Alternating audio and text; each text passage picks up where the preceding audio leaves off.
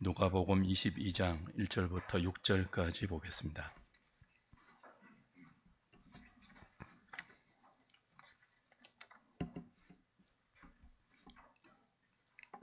신약성경 134페이지입니다.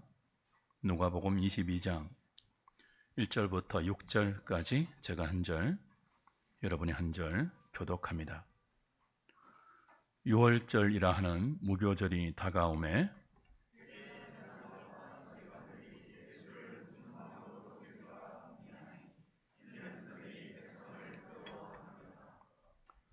열둘 중에 하나인 가롯인이라 부르는 유다에게 사탄이 들어가니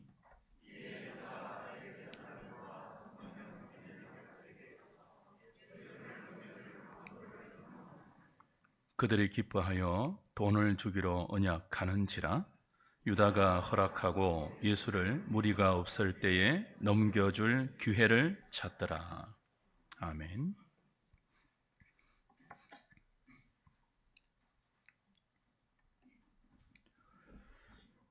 오늘은 전반기를 마무리하면서 하나님의 은혜를 돌아보며 감사하는 전반기 감사주일입니다.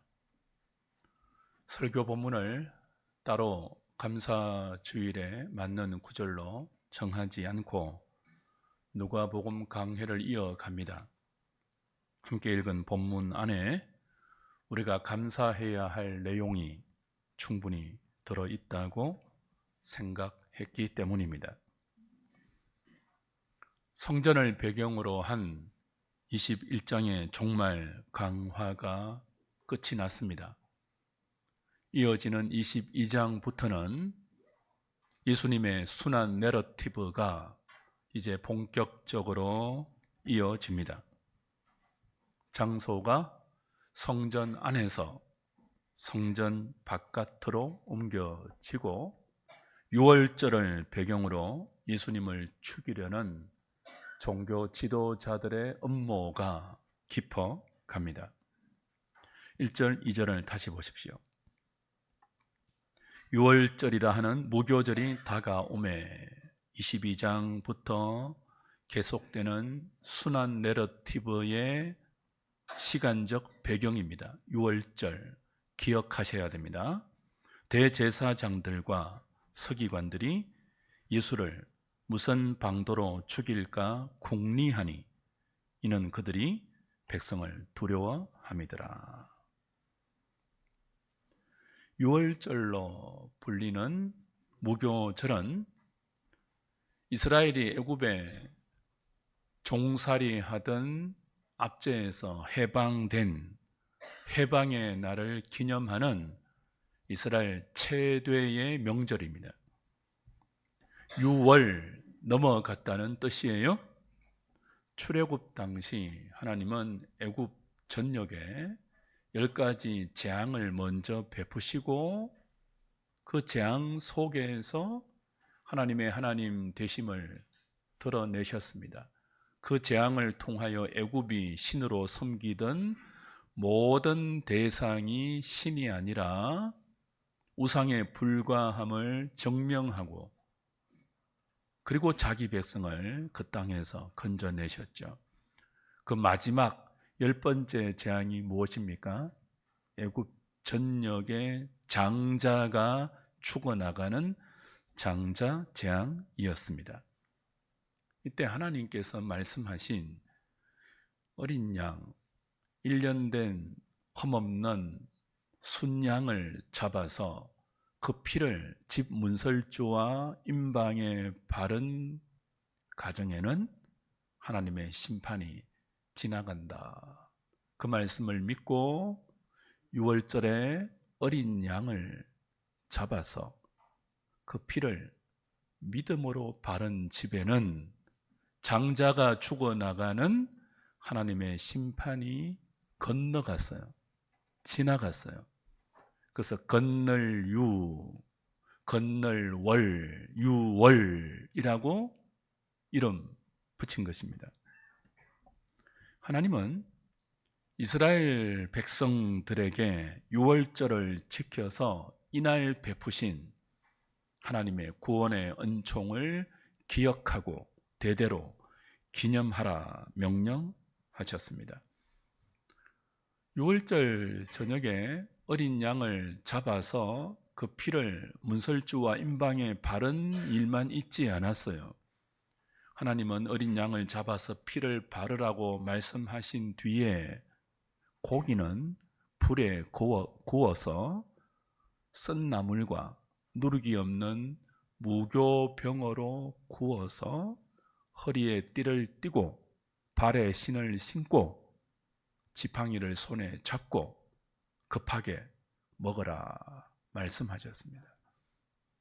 그래서 6월절의 특징은요, 어린 양을 잡아서 그 피를 믿음으로 문설주와 임방에 바르는 일 하나와 또 하나는 뭐예요?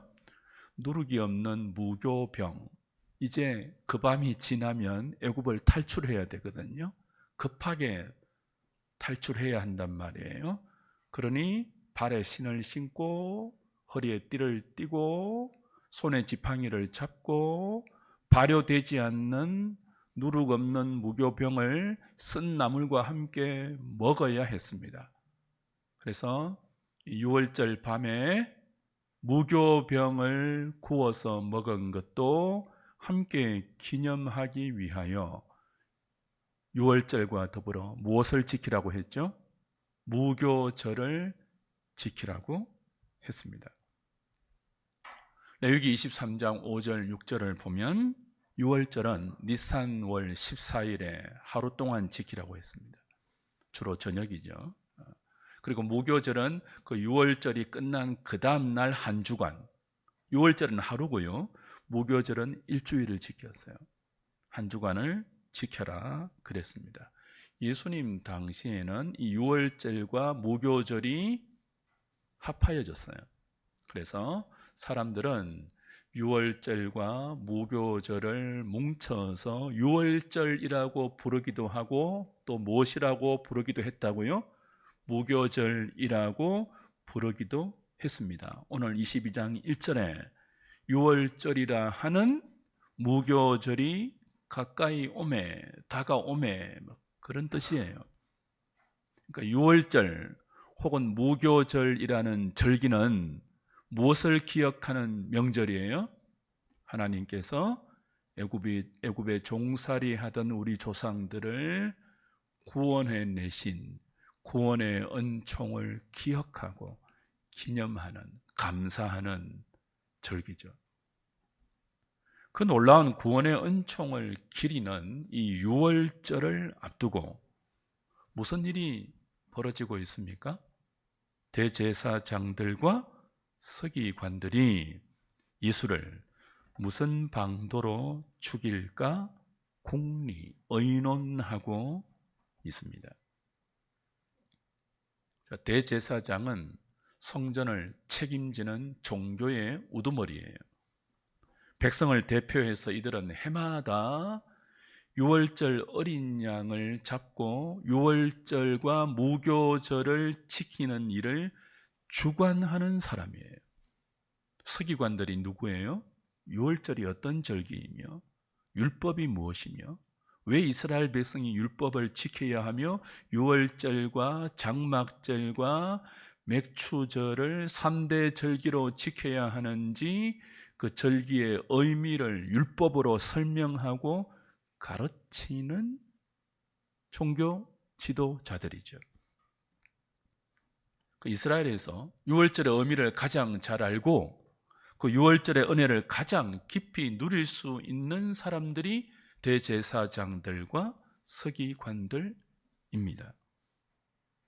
하나님은 이들에게 6월절 절기에 구원의 은혜를 백성들에게 바로 가르쳐서 백성들이 하나님을 찬송할 수 있도록 하나님의 은총을 의지하며 믿음으로 살 수 있도록 하나님께로 백성들을 이끌 수 있도록 이들에게 직분을 맡기셨습니다. 사명을 맡기셨습니다. 그런데 이들이 6월절을 앞두고 6월절 어린 양의 실체이신 그리스도를 구원자를 죽이려 하고 있습니다. 누가는 오늘 이렇게 적고 있죠. 어떻게 죽일까 궁리했다. 자, 이 말이 무슨 뜻이에요? 이들이 지금 예수님을 죽일까 말까? 죽이는 것이 좋냐? 살려두는 것이 좋냐? 고민하는 단계가 아니라 이미 뭐 했다는 거예요? 죽이기로 결정했다는 뜻이에요. 성전을 강도의 소굴로 만들었다고 책망하시고 노끈으로 채찍을 만들어 장사하는 자들을 내어 쫓으실 때 그 성전에서 악한 포도원 농부를 베풀면서 그 악한 포도원의 농부가 바로 너희들이다라고 자신들을 타겟팅했던 예수님을 이미 이때 죽이려고 결정했습니다. 그런데 지금 어떤 때라고요? 유월절을 앞두고 있어요. 이스라엘 최대의 명절이에요. 평소에 예루살렘 주민 수보다 훨씬 많은 몇십 배의 인구들이 이스라엘 전국 각처에서 예루살렘으로 모여든 그런 때란 말이에요. 많은 백성들이 예수님에게 메시아적 기대를 품고 있습니다. 비록 잘못된 메시아 희망이기는 하지만 메시아적 기대를 품고 있단 말이에요. 그런 백성들이 자칫 자신들이 예수님을 건드릴 때 민심, 밀란이라도 일으키지 않을까 하는 걱정과 두려움에 공개적으로 예수님을 죽이지는 못하고 어떻게 은밀하게 백성들의 민심을 자극하지 않고 자신들의 기득권의 최대의 장애물이라고 판단했던 예수를 죽일 수 있을까 궁리하고 있는 차죠. 그런데 마침 그때 어떤 일이 벌어집니까? 3절, 4절 보십시오. 12 중에 하나인 가룟인이라 부르는 유다에게 사탄이 들어갑니다. 그리고 유다는 대제사장들과 성전 경비 대장들에게로 갑니다. 그리고 그들과 함께 예수를 넘겨줄 방도를 의논합니다.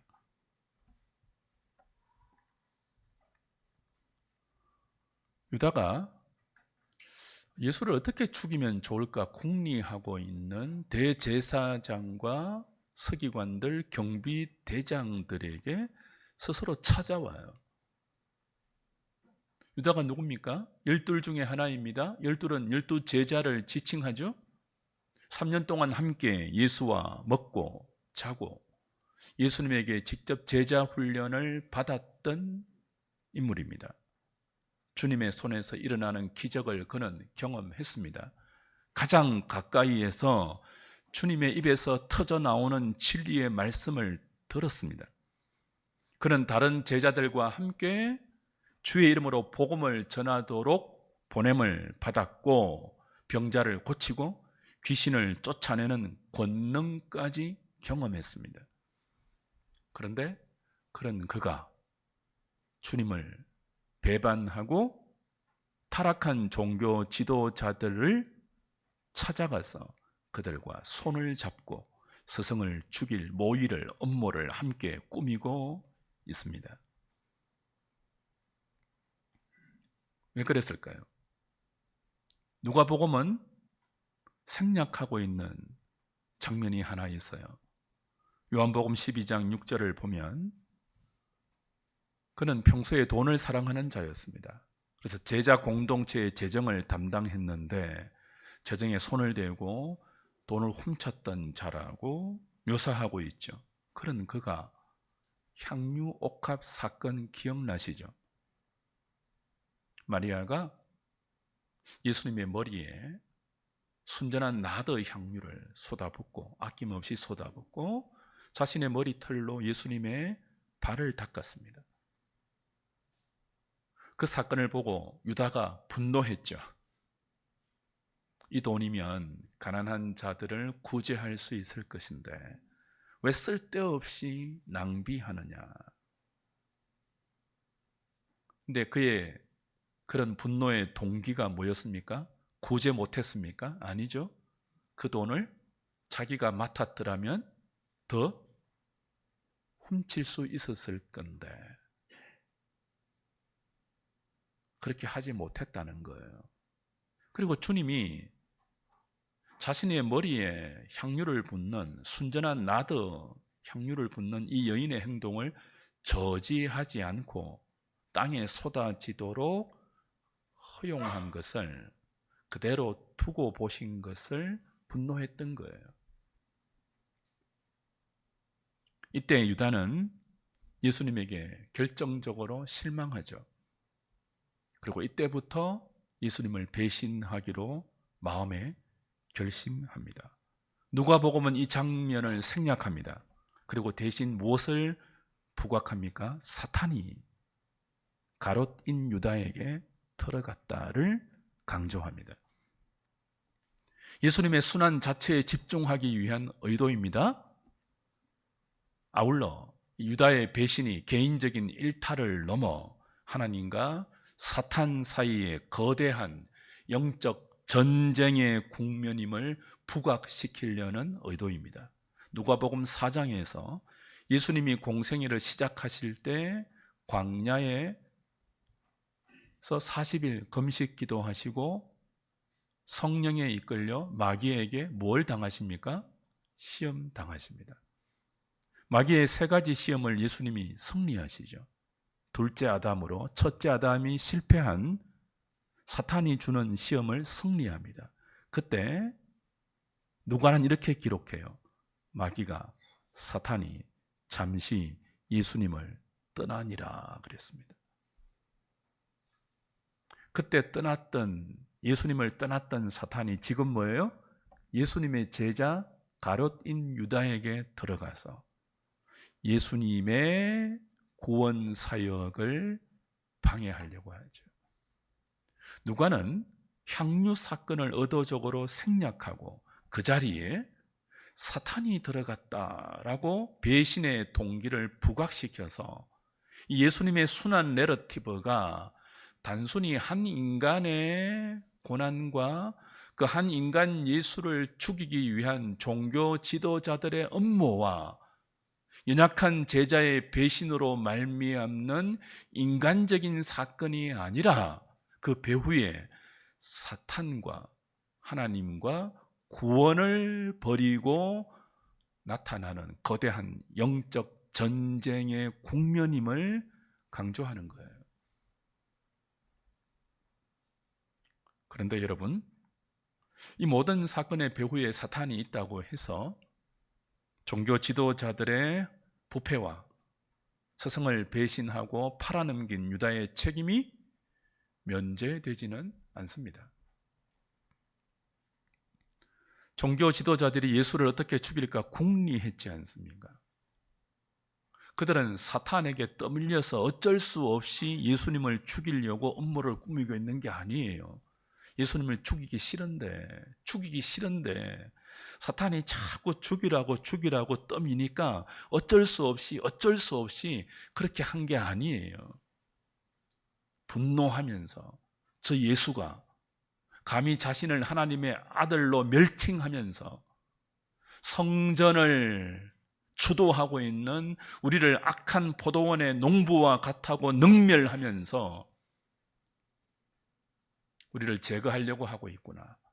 예수를 향하여 이를 갈고 분노하면서 적극적으로 자신의 모든 의지와 생각과 자신의 모든 것을 동원하여 예수님을 죽이기로 궁리하고 있습니다.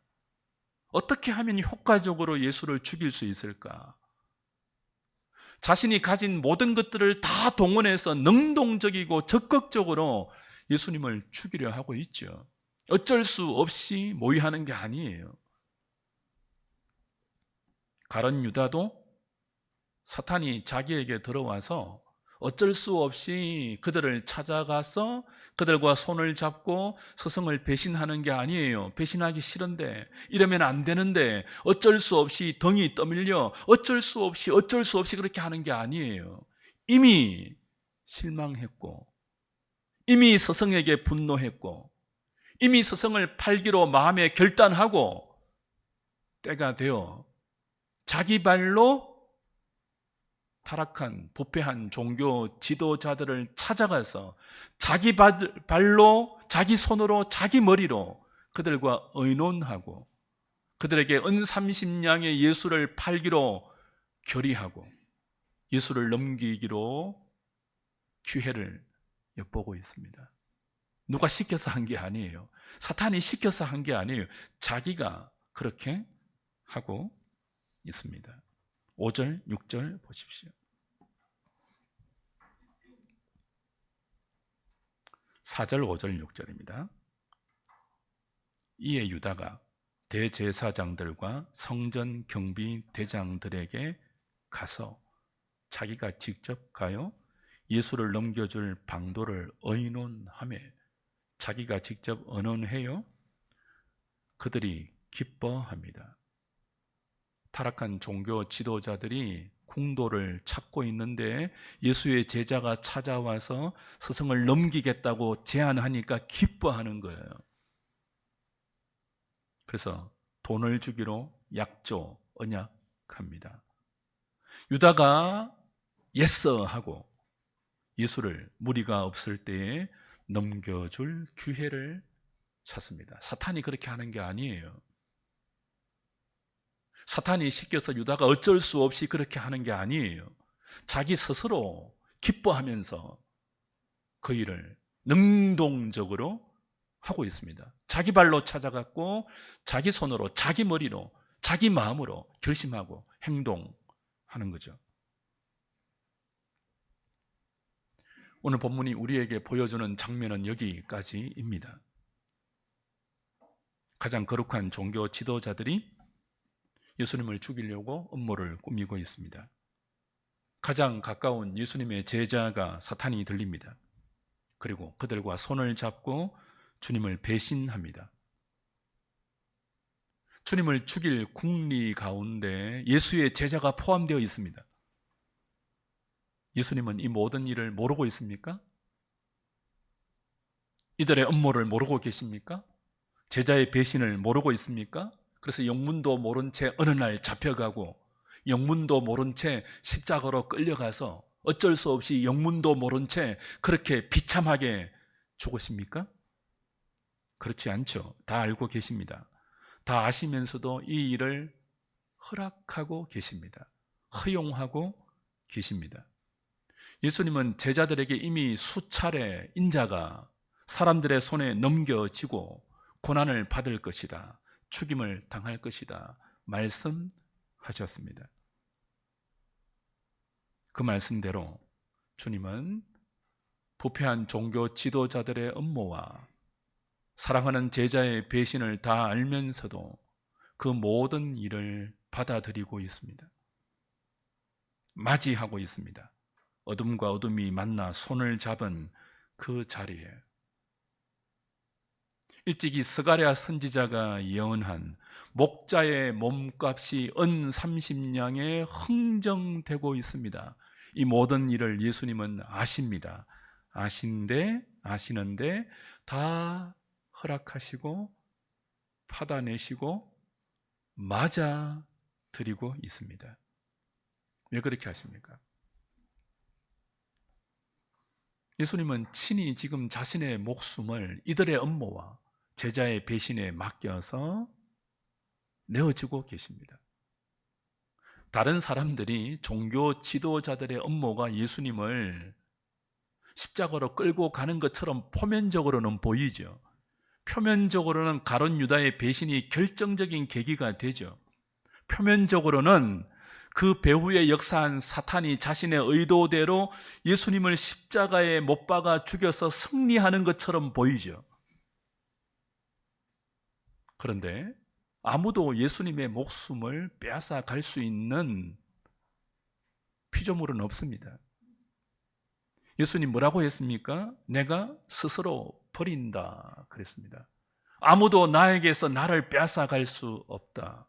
내가 스스로 버린다. 나의 사랑하는 자들을 위해서, 창세전에 아버지께서 내게 맡기신 그 백성들의 구원을 위해서 나는 아버지의 때가 되면 내 스스로 내 목숨을 그들의 대속물로 넘겨줄 것이다. 말씀하신 대로 지금 다 아시면서도 이 말도 되지 않는 어둠과 어둠이 손을 잡는 역사의 가장 깊은 암흑의 순간에 자신을 내어 맡기는 것입니다. 그 길이 아니면 우리를 구원할 수 있는 다른 길이 없기 때문이죠. 6월절 그 밤에 어린 양의 피를 집 문설주와 임방에 바른 믿음의 가정에는 하나님의 심판이 6월 넘어갔습니다. 장자가 죽지 않고 구원받았습니다. 그런데 그 밤에 6월절 어린 양의 피를 바른 집에 하나님의 심판이 지나간 것은 심판이 그냥 사라진 게 아니에요. 심판이 그냥 없어진 게 아니에요. 그 집에도 심판은 있었습니다. 무엇으로요? 6월절 어린 양이 장자 대신 죽는 하나님의 심판이 있었다고요. 하나님의 말씀을 믿은 백성들의 가정에 6월절 어린 양을 잡았지 않습니까? 그 6월절 어린 양은 누구 대신 죽은 거예요?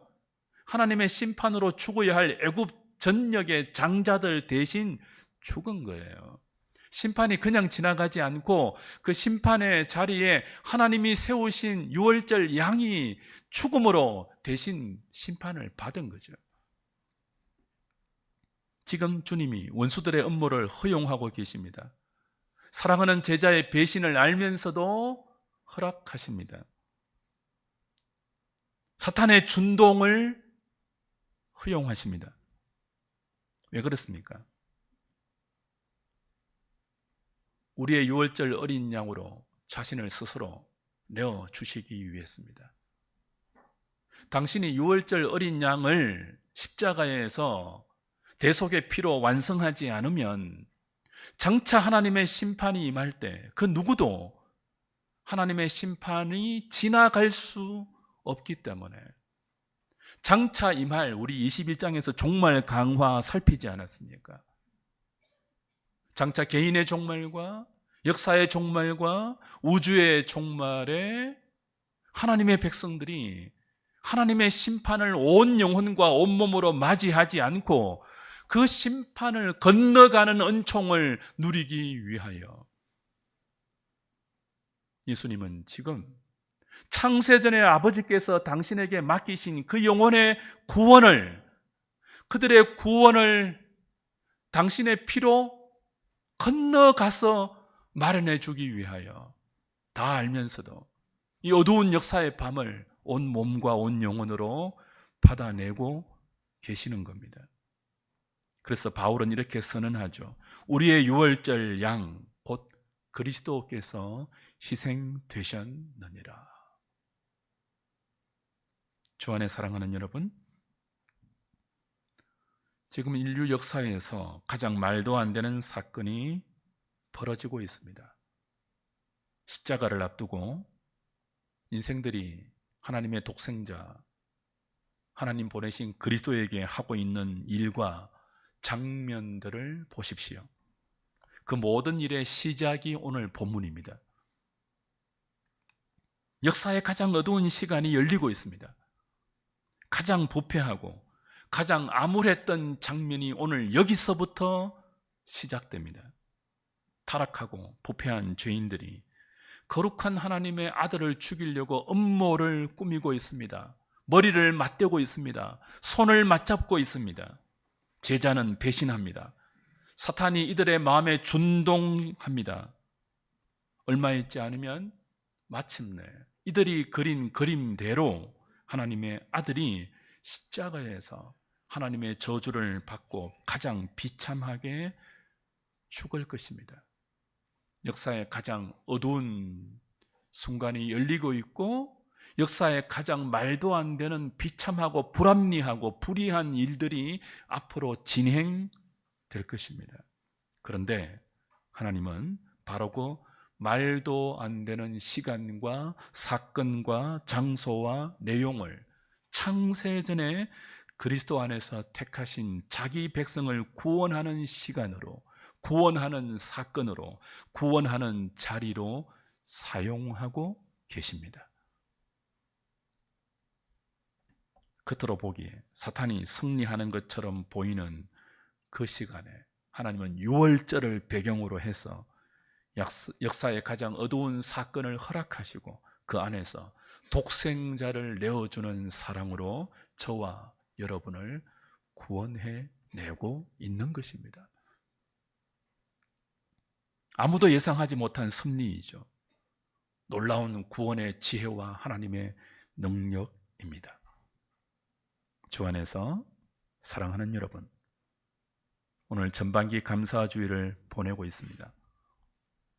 우리는 감사하도록 요청받고 있습니다.